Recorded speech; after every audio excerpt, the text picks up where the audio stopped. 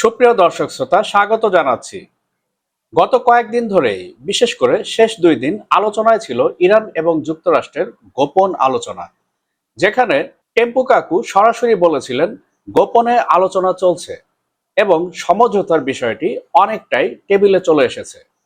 এখন প্রশ্ন হচ্ছে, ইরান কি সরাসরি কোনো সমঝোতার প্রস্তাব পেয়েছে? অবশেষে এই বিষয়টি প্রকাশ্যে এসেছে এবং ইরান জানিয়েছে তারা যুক্তরাষ্ট্রের পক্ষ থেকে যুদ্ধবিরতির প্রস্তাব পেয়েছে। তবে প্রশ্ন হচ্ছে, এই প্রস্তাবের মধ্যস্থতাকারী কোন দেশ? তারা এটাও জানিয়েছে পাকিস্তানের মাধ্যমে তারা এই যুদ্ধের সমঝোতার প্রস্তাব পেয়েছে।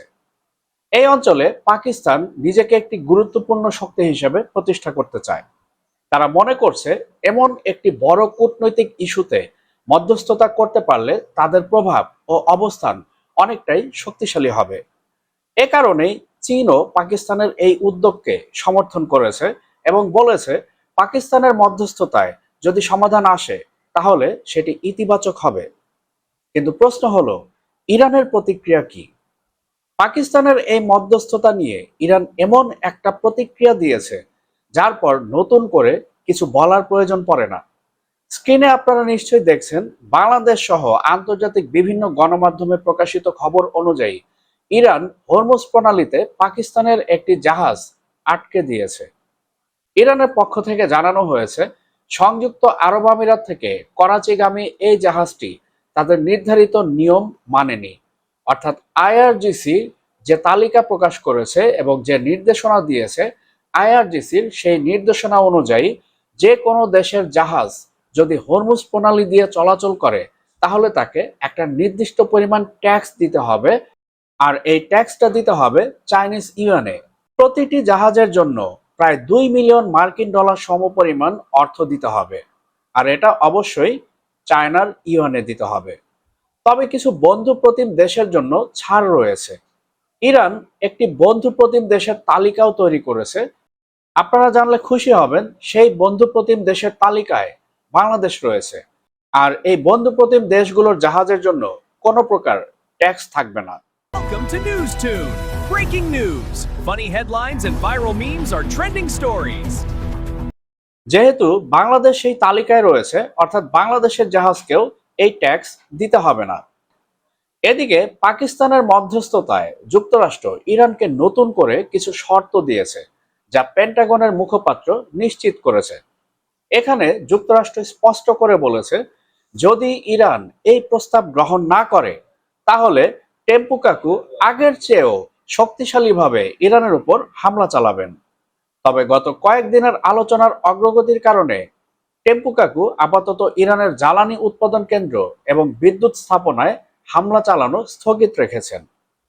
এখন ইরানের সামনে সুযোগ রয়েছে চুক্তিতে আসার এবং নিষেধাজ্ঞা ও যুদ্ধ থেকে বেরিয়ে আসার। কিন্তু কথা হচ্ছে, ইরান কি যুক্তরাষ্ট্রের চাপিয়ে দেওয়া সেই 15টি শর্ত মেনে নিবে? এবার চলুন আমরা একটু দেখে নেই যুক্তরাষ্ট্রের দেওয়া সেই শর্তগুলো আসলে কি কি। নাম্বার 1 বা প্রথমেই রয়েছে পারমাণবিক কর্মসূচি সীমিত করা। ইরানের নাতানজ, ইস্পাহান এবং ফোর্দো এই 3টি পারমাণবিক স্থাপনা সম্পূর্ণভাবে বন্ধ ও ধ্বংস করে ফেলতে হবে। নাম্বার 2, আইএইএ পর্যবেক্ষণ পুরোপুরি মেনে নেওয়া, অর্থাৎ সব ধরনের পারমাণবিক কার্যক্রম আন্তর্জাতিক পরমাণু শক্তি সংস্থা আইএইএ এর পূর্ণ তদারকি নিশ্চিত করতে হবে।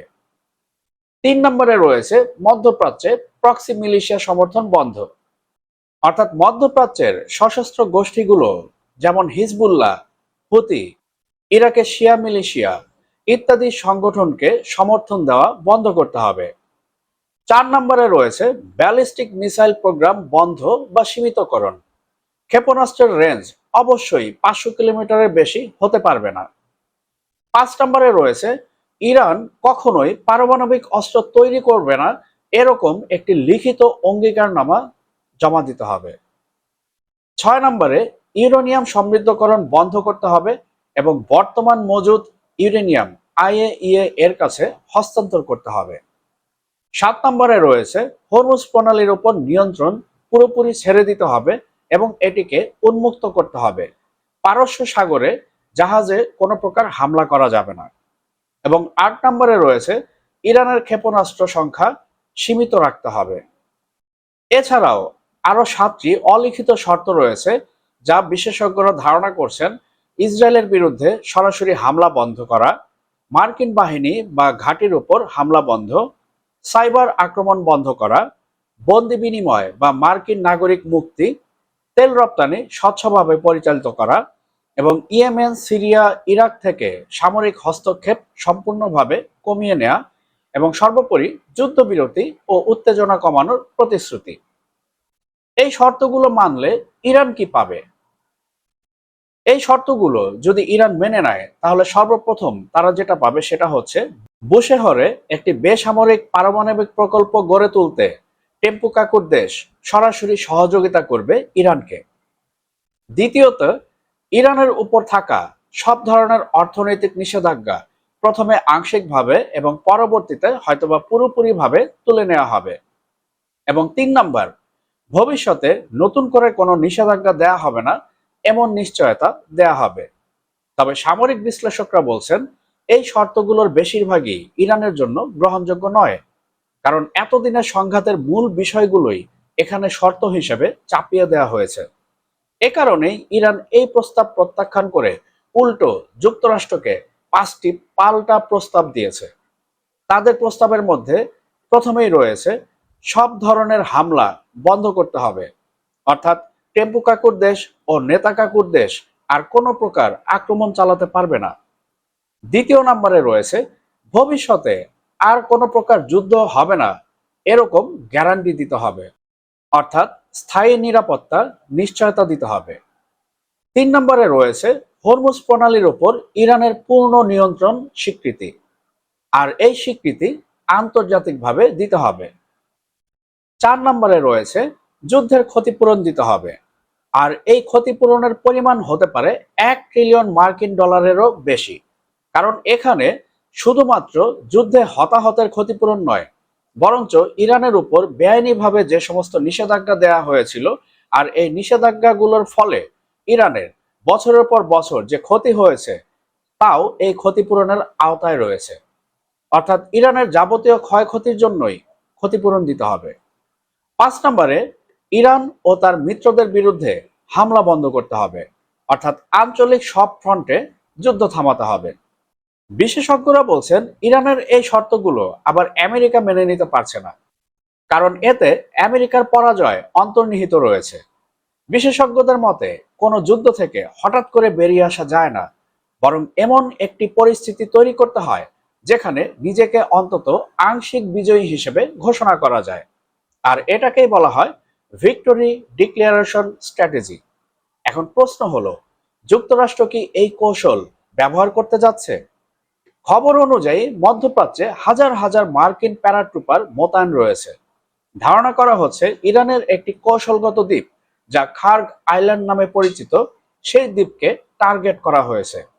কারণ ইরানের মোট রপ্তানিকৃত তেলের 95% তেল এই দ্বীপের মাধ্যমেই রপ্তানি করা হয়।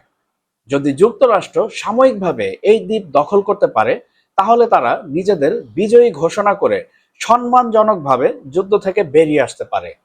তবে এই পরিকল্পনা বাস্তবায়ন করা সহজ হবে না, কারণ ইরান ইতিমধ্যেই পাল্টা আক্রমণ চালানোর হুমকি দিয়েছে এবং যে কোনো মূল্যে দ্বীপটি পুনর্দখলের চেষ্টা অবশ্যই তারা করবে। এতে পুরো অঞ্চলে পরিস্থিতি আরো ভয়াবহ হয়ে উঠতে পারে। এখন দেখার বিষয়, টেম্পু কাকুর দেশ আসলে কোন কৌশল অবলম্বন করে এবং তারা এই পরিকল্পনায় কতটা সফল হতে পারে। বন্ধুরা, আপনারা কি মনে করছেন? আপনাদের মূল্যবান মতামত অবশ্যই কমেন্টে আমাদেরকে জানাবেন। আর আমাদের ভিডিও ভালো লাগলে লাইক ও শেয়ার করবেন, আর আমাদের চ্যানেলটি সাবস্ক্রাইব করে all bell icon notification on করে আমাদের সাথেই থাকবেন। দেখা হবে পরবর্তী ভিডিওতে। ততক্ষণ পর্যন্ত সবাই ভালো থাকবেন, সুস্থ থাকবেন।